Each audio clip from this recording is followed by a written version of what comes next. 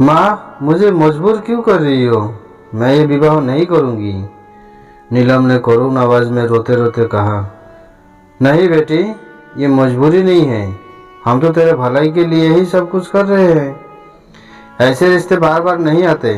आनंद कितना सुंदर, सुशील और होनहार लड़का है। अच्छी नौकरी है, अच्छा खानदान है, अच्छा घर बार है। ऐसे अवसर को ठुकराना क्या कोई अक्लमंदी है? नीलम की माँ ने प्यार से उसके सिर पर हाथ फेरते हुए कहा।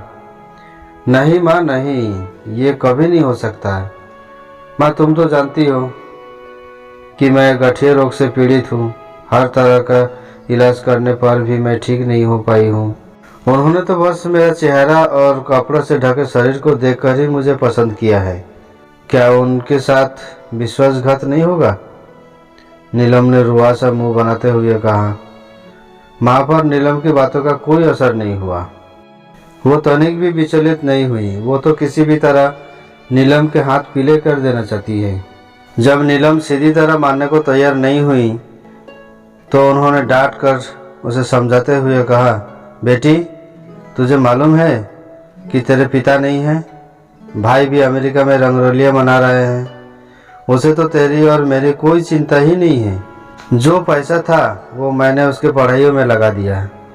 मेरे भाइयों ने अभी तो सुध भी नहीं ली कि हम जिंदा है या मर गए।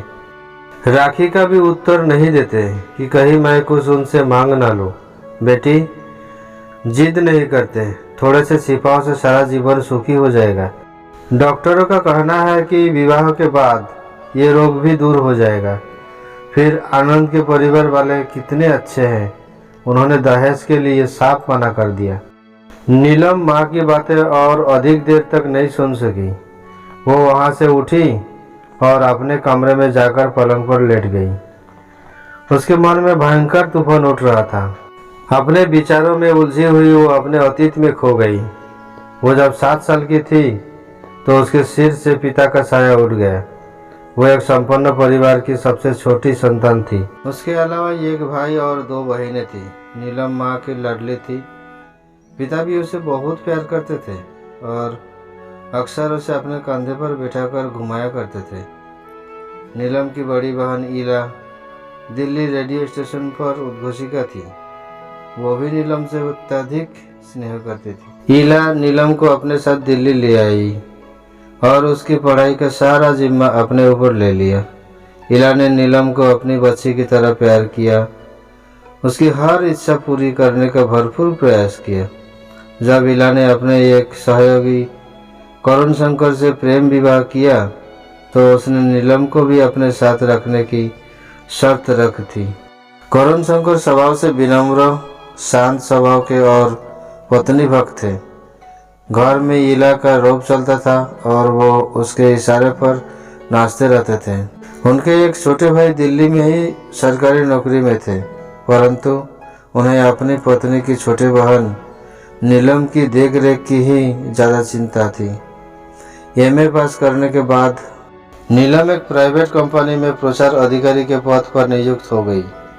अपने कार्यक्षेत्र में उसे अनेक पुरुषों के साथ उठना बैठना पड़ता था, परंतु कोई उसके चरित्र की ओर उंगली तक नहीं उठा सकता था।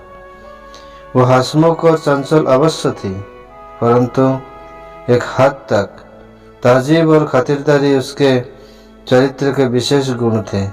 उसके अधिकारी उसके व्यवहार और सुंदरता दोनों से ही प्रभावित थे।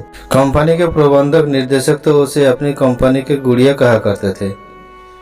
माँ उससे विवाह के लिए अनेक बार अनुरोध कर चुकी थी, परंतु वह हर बार टाल देती थी। वो हर समय सोचती कि विवाह से भला वो कैसे किसी के जिंदगी में बीज घोल सकती है। माँ भी जानती थी कि उसे गठिया की बीमारी है। नीलम इस बीमारी के कारण रात में सो नहीं पाती थी। एलोपैथी, आयुर्वेद और होम्योपैथी के इलाज का भी उसकी इस बीमारी पर कोई असर नहीं पड़ा। कई बार तो उसके पैर और हाथ इतने सूज जाते थे कि वो परेशान हो उठती थी। उसकी देखभाल उसके जीजा ही करते थे, क्योंकि उसकी बहन का तबादला दूसरी जगह हो गया था। नीलम ने बिस्तर पर लेटे लेटे ही अपने मन को समझाने की कोशिश की। वो निश्चय कर चुकी थी कि वो ये विवाह कदापि नहीं करेगी। पर माँ थी कि उसकी बात मान ही नहीं रही थी। विवाह की तारीख नज़दीक आ रही थी। नीलम को ऐसा महसूस हो रहा था जैसे वो बहुत बड़ा विश्वासघात करने जा रही है। वो अपनी माँ, बहन और जीजाजी सभी से विनती कर चुकी थी, परंतु कोई भी उसकी मदद करने का तैयार नहीं था। आखिर नीलम से रहा नहीं गया। उसने हिम्मत बटोरी और स्वयं ही इस समस्या का समाधान करने का निश्चय कर लिया।